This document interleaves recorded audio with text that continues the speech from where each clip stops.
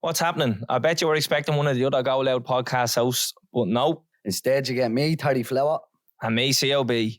And we're interrupting your podcast to tell you all about the great content on Disney Plus this Christmas. There's the Emmy Award winning The Bear, which follows a struggling restaurant and the staff trying their best to make it better. You think there's carnage in your gaff over a game of 30 seconds? You should see what happens with these fellas just trying to make a sandwich. Mate, that gives me mad anxiety watching them running around the kitchen, but you can't look away because you need to know what's going to happen next. There's also one of the year's biggest box office hits, Deadpool and Wolverine with Ryan Reynolds and Hugh Jackman.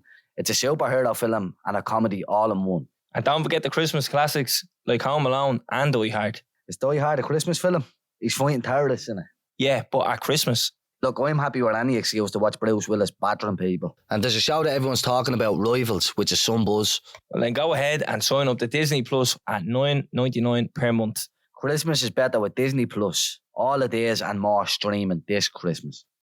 The Mario Rosenstock Podcast with On Ice, Ireland's premium ice skating experience, where winter memories are made. Visit onice.ie.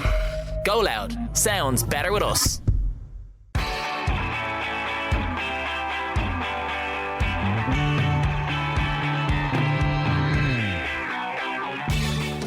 Happy New Year, everyone. I hope you had a wonderful break and that you're still enjoying yourself over the new year. It's 2025, and Happy New Year to all of you. Now, I'm totally fascinated by music, as some of you who've been listening to the podcast may know. It's not that I know great amounts about, bands or singers or anything like that. It's just that I'm just fascinated by how compositions are structured, the formula behind a great song, etc., and what makes a great producer.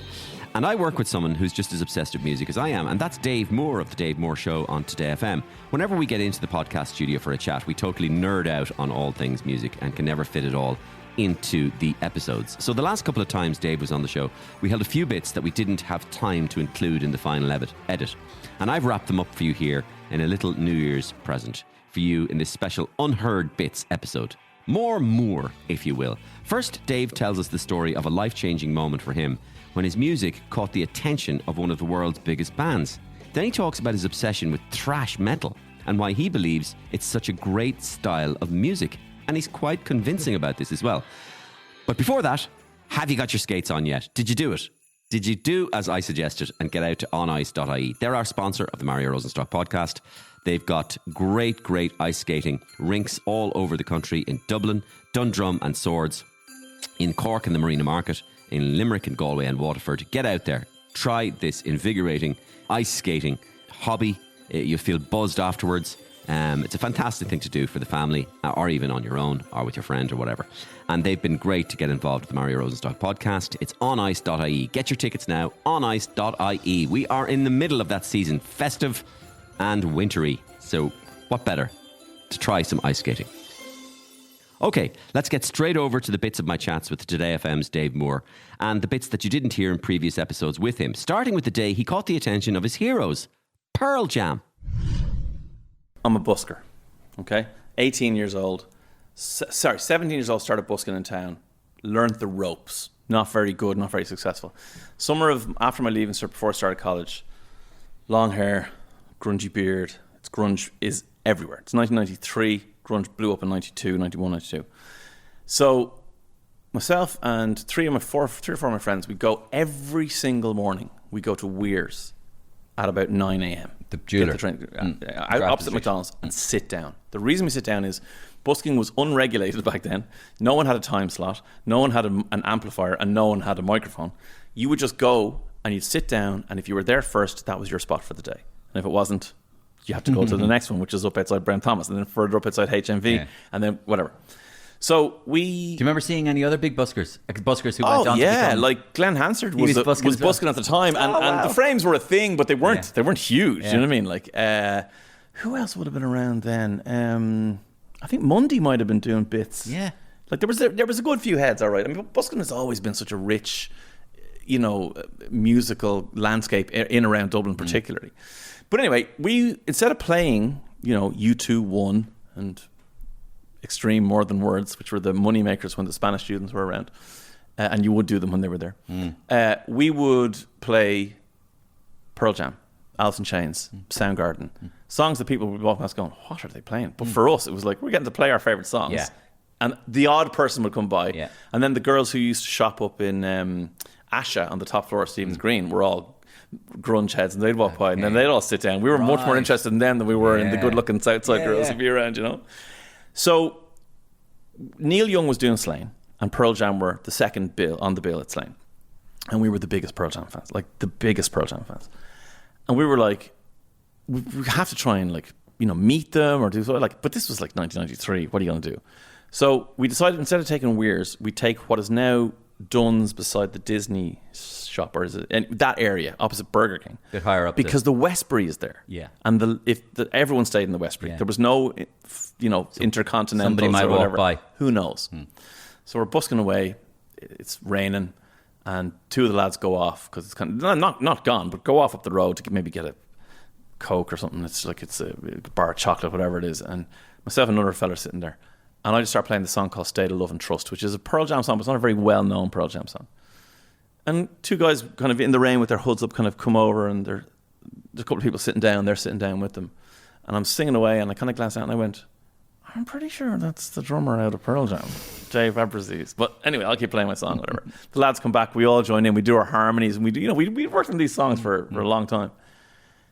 And he stands up at the end, and the other guy who's with him is now filming him with an 8mm camera. And I'm looking at him going, I'm pretty sure I know who that guy is too. He's not in Pearl Jam. They come over, it is Dave Abbruzzese from Pearl Jam, and it's Cameron Crowe, the director, right? Yeah. And Cameron Crowe is following Pearl Jam around Europe, documenting them for Spin magazine, which is one of the biggest music magazines at the time in the States, whatever. And he's writing this big piece and he's making this film. It's all about Pearl Jam, whatever. How brilliant. So it starts to really rain. So do you know, Dubliners will know this, in that area there's a little laneway down the side of Dunn's, that Dunn's shop. There's a little laneway down the side where you can cover it. So we went in there, and there's us, a few of the fans who were sitting around singing, who've now realised that one of the guys from Pearl Jam is here. And we all kind of there's like 20 of us. And we sing more Pearl Jam songs and Alice in Chains songs. And in this tiny little thing, like in your face, the drummer from Pearl Jam is there, you know. And then he goes, do you guys want to come up to our hotel room? We were like, yes. More swingers. Dave, you're loving this. You got to be open to these opportunities. They're really polite, Mario. He was so friendly. So he gave us his name. So Dave Abbruzzese, you walk up. Obviously, anybody could walk into the Westbury and go, I need to go to Dave Abbruzese's room. And they're going to go, he's not staying here. So his name, they all had cartoon names. Yeah. And his name was Scooby-Doo. Yeah. No, Scrappy-Doo. Yeah. So he said, go up to the reception and tell them you need to go to Scrappy-Doo's room. Brilliant. And they'll bring you up. So it was myself and two other guys, brought us up to Scrappy-Doo's room, walked in. It's Dave Abbruzzese, Jeff Ament, the bass player. And they're like, hey, get McCready in here. These guys are playing guitar. So they get basically everybody except Eddie Vedder comes into the room. The tour manager is there. So we're chatting and we're just chatting. And Jeff Ament, I had kind of long blondie hair, Jeff Ament long blondie hair. He put his hoodie on me and leaned me out the balcony like Michael Jackson did to his kid. Not quite like that. But because there was millions of girls down there and they were screaming and going, Jeff, because it was me. And Jeff Ament thought this was the funniest thing ever. Anyway, so this went, we were messing. I'd say for a couple of hours we were messing.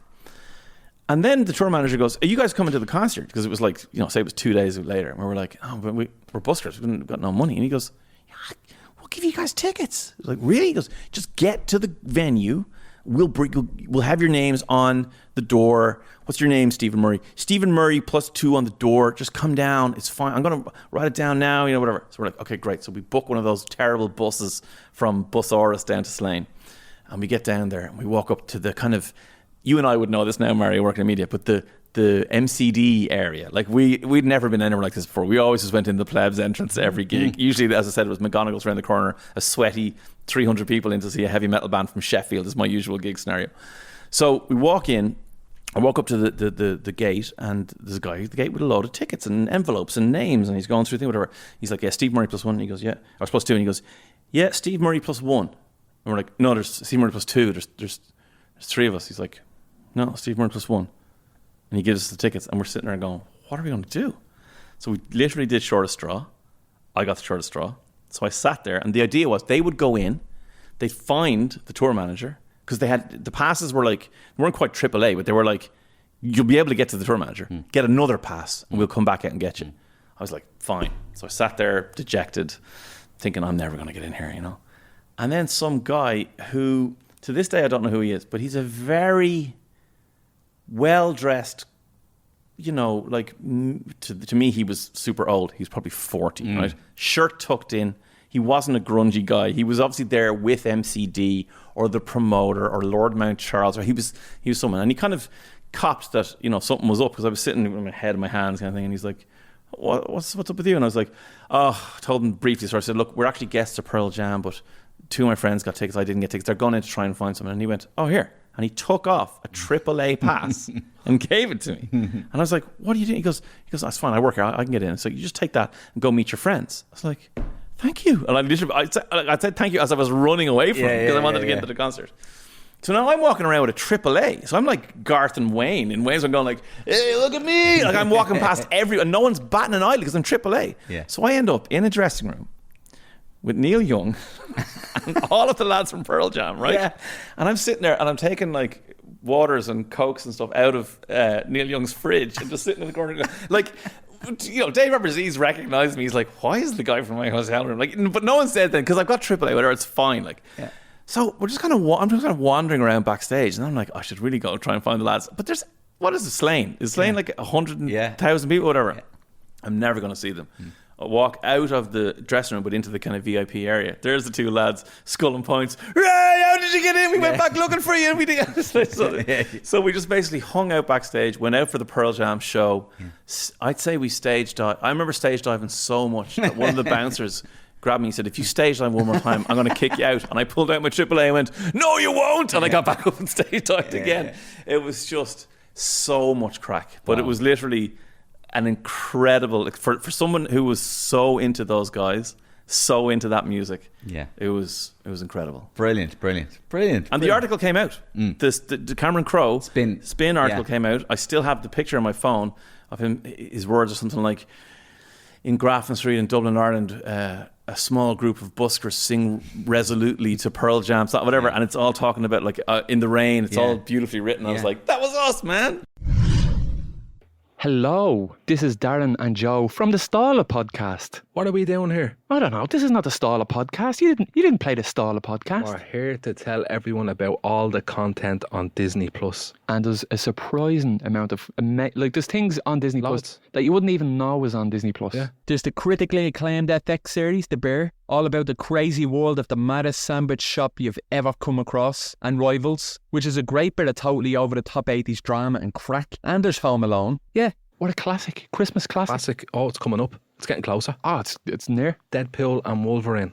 And I'd watch it again. Will you watch it with me? I won't, but I'll watch it again on my own time. Okay, I'll watch it by myself then. Die Hard. Yeah, yippee-ki-yay. Die Hard's there. That's another Christmas film. Another classic Christmas film. Probably the best. Debatable? The best. No debate about it. Oh, okay. It's Christmas, okay? Well, you can check all them out on Disney Plus. Christmas is better with Disney Plus. They're all streaming there now. See you later. Enjoy your podcast. You have an appreciation for music and boy bands and good songs and hooks, I suppose we'd call them. But you also love thrash metal. Is it thrash metal or thrash? Thrash with a H. Okay. Thrash with a so H, I always thought it was trash, as in garbage metal. Yeah, no, thrash metal. So yeah. almost to thrash it. Thrashing all around was a famous lyric in one of their songs. Whiplash is the name of the song, Metallica, on their first record. And I think it kind of grew from that. But yeah, the thrash metal scene came out of San Francisco in the 80s. What's the genius of thrash metal? What's the beauty of it? Like, you got to remember, thrash metal was the metal that popularized metal. So previous to that, you had the new wave of British heavy metal, which was obviously came into America. So Motorhead, Saxon. Are you saying that Britain introduced heavy metal into America? Into America, yes. The new wave. Now, so if you think about all the big heavy metal bands before Metallica, so before the mid-80s, were Zeppelin, they were Deep Purple, they were Black Sabbath, they were Motorhead, they were Saxon. They were all British groups, English groups. And the new way, so I suppose Black Sabbath kind of epitomized, that was as heavy as it got, was Black Sabbath in the late 70s, right? That was literally as heavy as it got. Then there was this NWO BHM, new wave of British heavy metal. And then you had heavier things, faster things, stronger things like Motorhead. You had things like Venom were a band who were really heavy at the time in the early 80s. And Metallica... Venom. Great band. But Metallica, Anthrax, Slayer, Exodus, Testament... all these bands that to me are the most important bands in the world were growing up like 15, 16, 17-year-old kids in the Bay Area of San Francisco, all friends, and they all listened to this new wave of British heavy metal and punk and hardcore and, you know, Misfits and all these other acts. And they put together a sound that became thrash metal. But it became thrash metal because bands like Metallica were able to sell bigger shows than any other heavy metal band. Because don't forget, Metallica were almost fighting against hair metal. So they were fighting against Poison and... which is like glam metal. Glam rock, yeah exactly. Like, so that would be Kiss. Yeah, Kiss I suppose were maybe a little bit more... They were a bit more pure Aerosmithy? No, Kiss and Aerosmith, I think they were hard rock, but then glam rock came from LA and came from the Troubadour and that kind of seedy scene of like the backcombed big blonde hair androgynous males. Like is that a guy or a girl? Like they're also pretty and their tops are off and they're you know so Guns N' Roses maybe a little bit later down the line were at the end of that scene, but even Bon Jovi would have been kind of around Europe that. Your man Europe, Joey, exactly. They're almost a tribute to it. Exactly that. Thrash metal came out as an antithesis to that. So black jeans, skin tight jeans, bullet metal belts, you know, never took their top off because they were thrashers and it was all against this kind of glam rock that represented metal in America. And then Metallica came out and people were like, who are these angry people? It was so much heavier. And then Slayer took it to another level.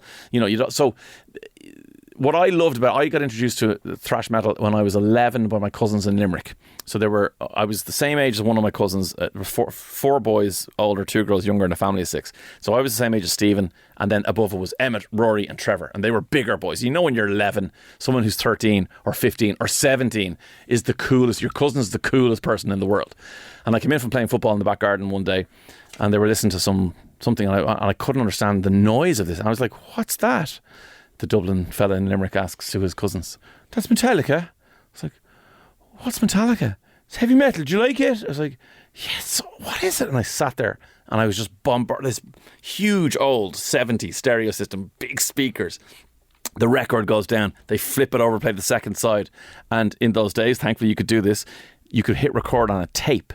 So they sent me away from my holiday in Limerick that summer with a tape with Metallica's album on one side and an album called Life's a Bitch by Raven on the other side. And even that, at 11, having an album that said Life's a Bitch, that was crazy, you know what I mean? So that just woke in me this desire to, I had to learn how to make that noise. Okay. And that's where I got into guitar. And that's where you got That's where I got into guitar. And forgive me for being such an idiot about this, but is there musical value in the thrashing? Yeah. Is there? So much. Try and tell me it. Okay, so the first thing to say about it is so insanely technical.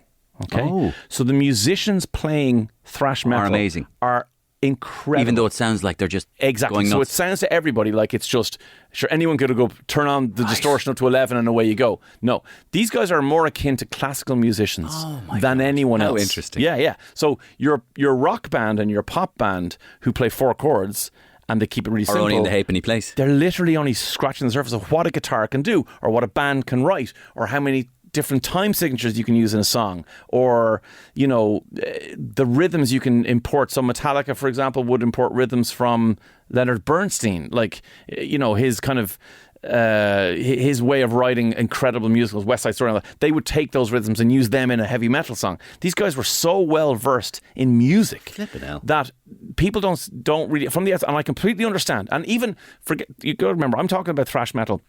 That was the genesis of the popularization of metal in the 80s. Now, Mario, I listen to bands that would make Metallica sound like the Osmonds. Like, Metallica are not heavy anymore. No. Like, we've progressed so far, but I love the new stuff. No, Daniel O'Donnell is on again. No, he's back. He loves them. Does he? He loves the death metal. Daniel.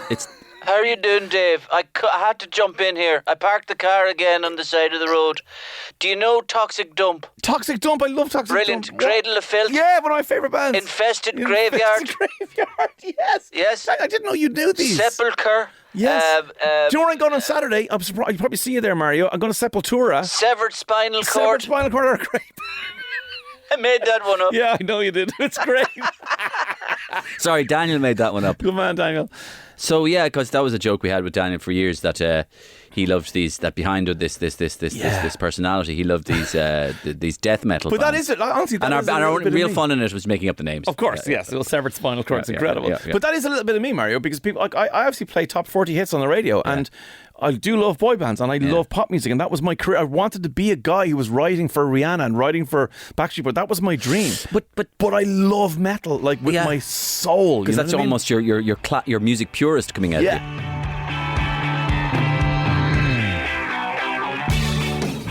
And that's it. Thanks to Dave Moore. Happy New Year to all of you. Thanks to onice.ie, our sponsors, for continuing to be involved with us.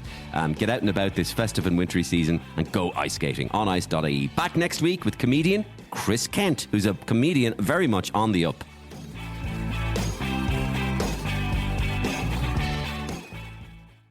The Mario Rosenstock Podcast with On Ice, Ireland's premium ice skating experience, where winter memories are made. Visit onice.ie.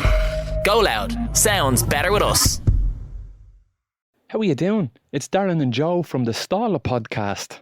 What are we doing here, you say? You tell you are listening to your favourite GoLoud podcast. Now you're listening to us. What's going on? We're here to tell you about all the class content on Disney+. There's the critically acclaimed FX series The Bear, all about the crazy world of the maddest sandwich shop you've ever come across. Lovely sandwiches. And Rivals, which is a great bit of totally over-the-top 80s drama and crack. And there's Home Alone. Yeah, that's a great one. A classic. Brilliant. Brilliant stuff. Deadpool and Wolverine. Well, you can watch it on Disney+, so there you go. You can. Yeah. You can. And I will be watching it. Die Hard. Speaking of Christmas films. Yippee-ki-yay. Yippee-ki-yay. That's a brilliant film, man. On Disney+. Classic. And it's on Disney+. And you wouldn't expect it. Yeah. So go back to your podcast there. Yeah, sorry about that. Go on. Check out all the content on Disney+. Christmas is better with Disney+. See you later.